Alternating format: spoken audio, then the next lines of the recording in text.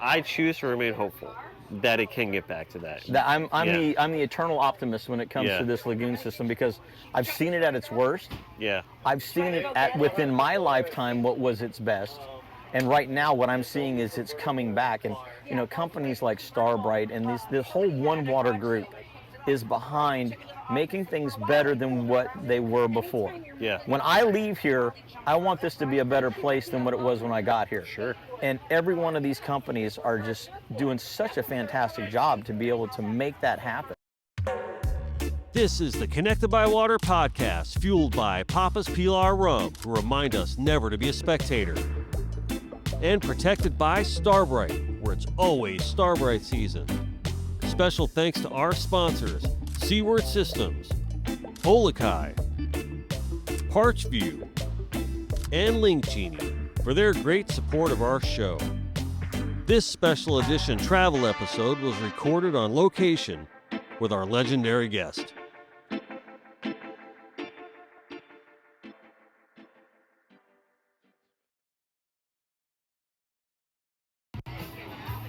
It's such a cool event, isn't it? It really is. I've been so blessed, you know, to be associated with the Brite group for a while now. Yeah. And, you know, they just keep stepping it up. Every year they step it up. It's just, it's incredible what these guys are doing, the way they give back. Yeah, you know? It's cool to see the evolution of it all. You know what I mean? We're obviously here at a Ground Zero Action Day event, you know, and it's, you know, everyone's all excited about it, but it really is true. Yeah. You know, it really is true. And so Jim Ross, you know, you do a lot of such a great positive, you know, things in your community, especially with your own show.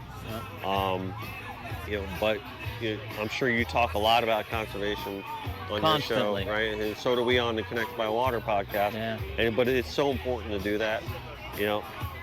Well, the reason is, you know, I've been doing radio now for almost 27 years. Okay. I've been doing radio almost as long as I've been a fishing guy. Wow. And I fell into both, honestly. Neither of them were intentional. Right. And it's turned into a living. I get to go to work. I don't have to go to work. Right. You know, and so that's a really cool thing is getting to go to work. You're enthusiastic about it every day, whether it's a radio show on Saturday mornings, whether it's a fishing charter the rest of the week. I get to go.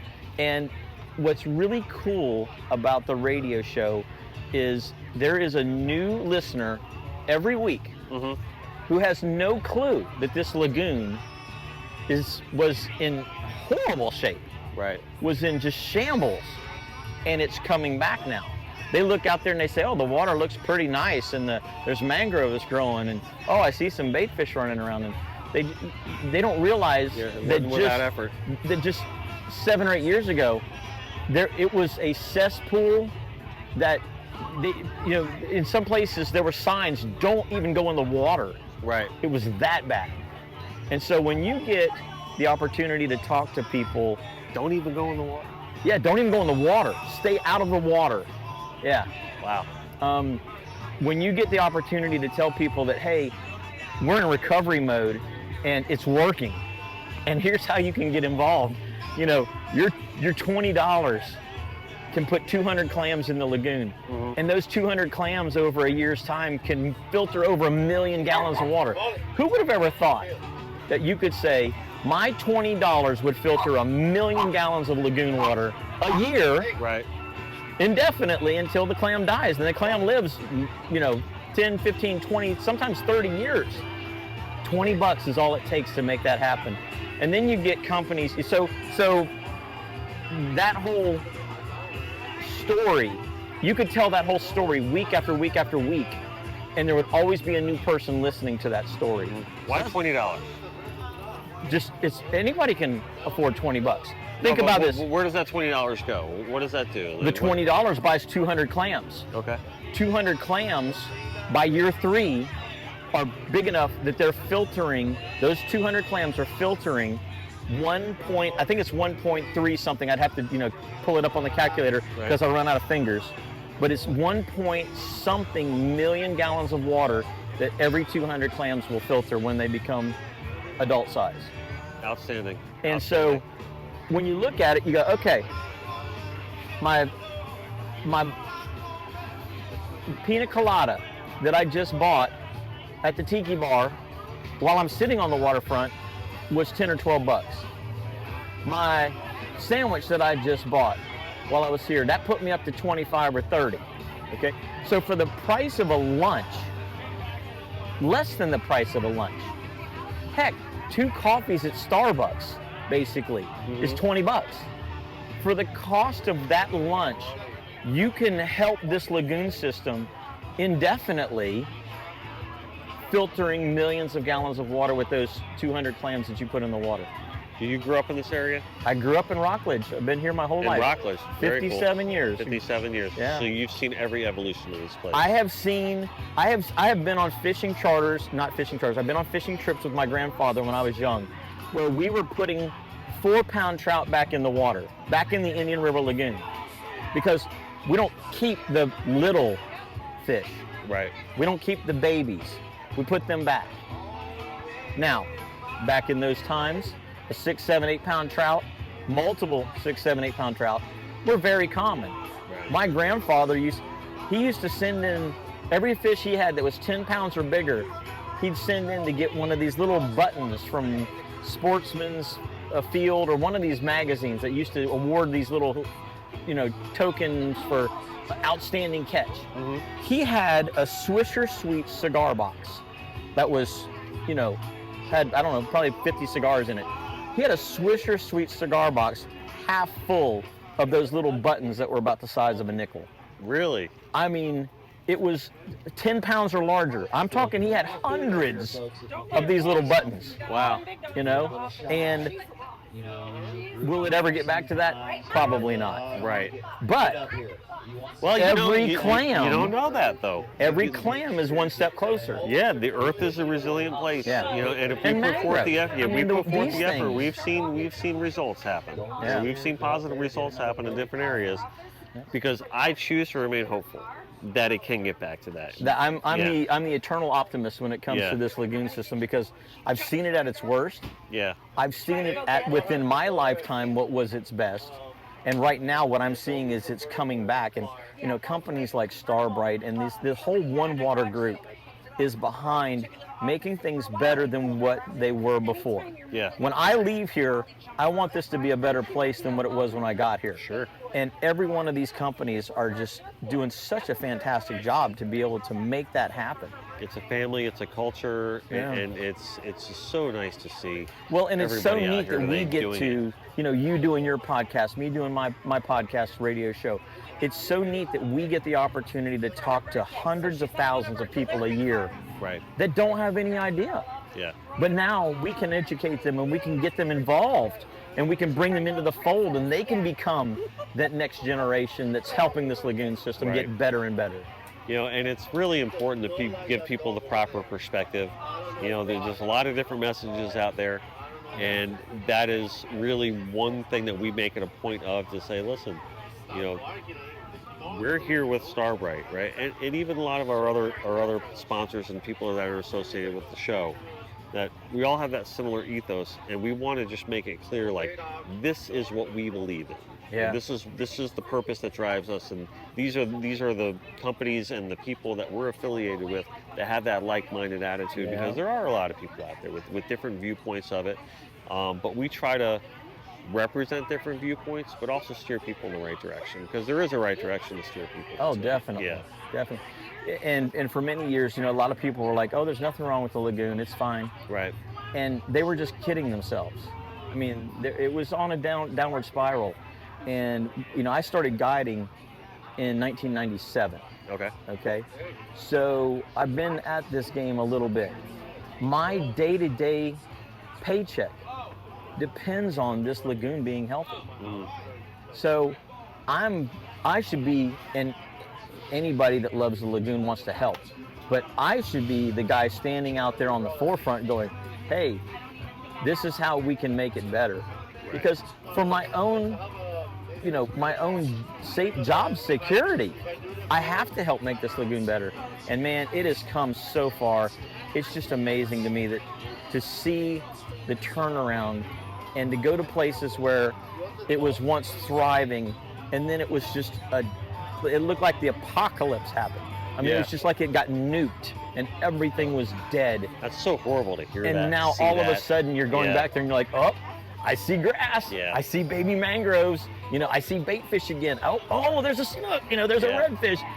Oh, it's so rewarding to be able to go out there and see that change in this lagoon system. And there's so much more to do. You know, one of the things we always say, it's like with conservation, there is no finish line, right? No, never. There is no, we're going to cross that and we won, right? It's an ongoing effort. Yep. Like it's a battle that it's going to always need to be fought. Even when things are good, it's still it's a maintenance issue. Oh, right? definitely. You got to keep it up. You know what I mean? So, you know, we're happy for all the things that have been achieved, but there's always still so much more to do. Yeah. So, and that's what the evolution of this is all about. I think year after year, this is the 4th annual. There's going to be a 5th annual and a 10th annual, and hopefully a 20th annual. Yeah. Right? And I'm excited to see where it's going to be once those moments happen too. So, well, you know, we have in this day and age, we have the science to understand what we did wrong. right.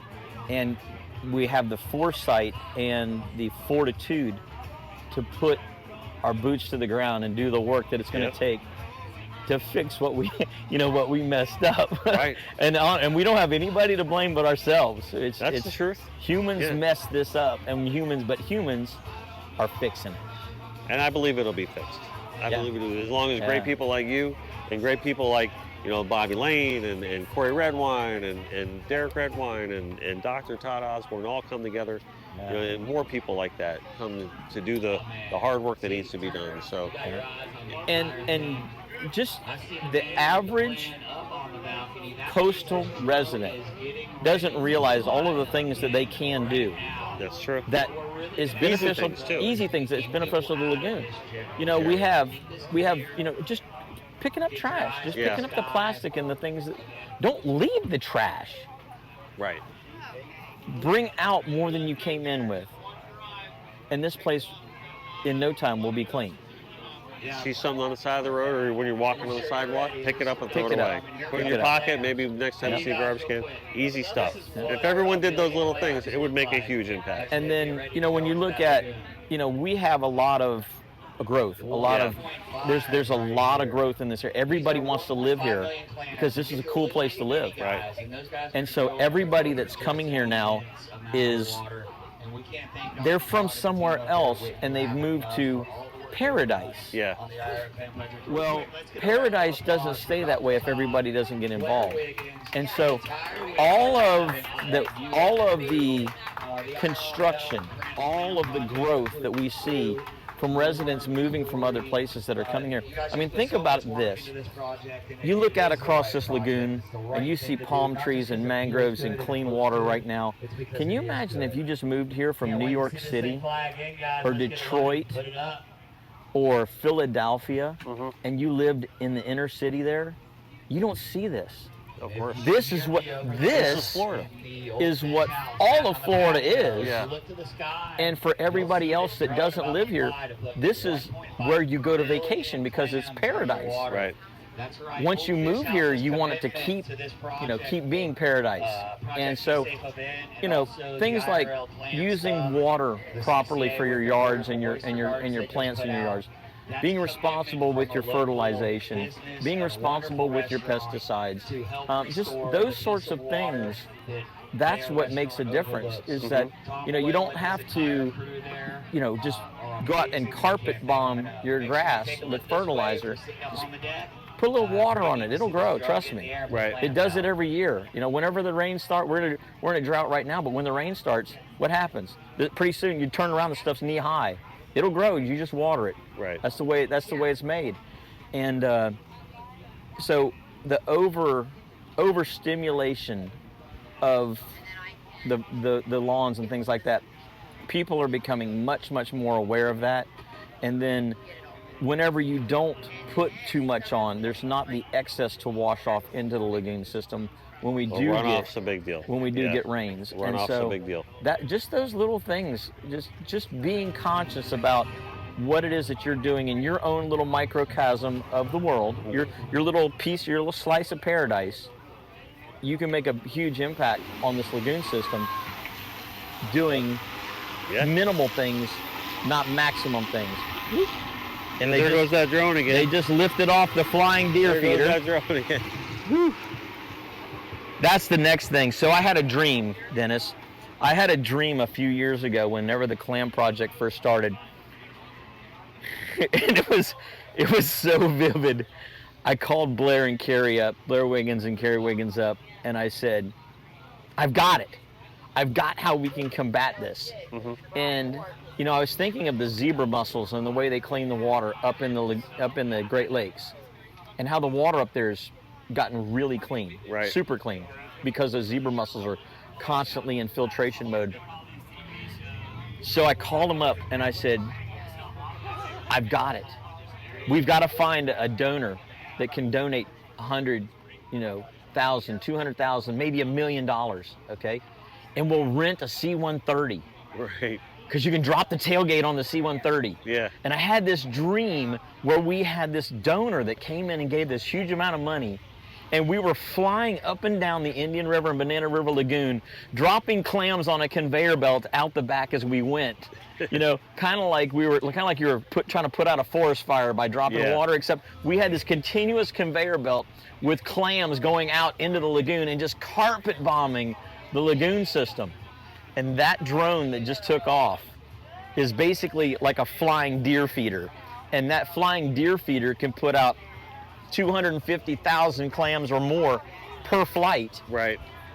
And so it's kind of funny when Blair got hooked up with the guy that's flying the drone and doing the broadcast spreading, he called me up and he goes, dude, you remember your C-130 dream? And I'm like, yeah. He goes, we got this. He says, we've got a flying drone that broadcasts clams all over the lagoon. He goes, we can carpet bomb the place now.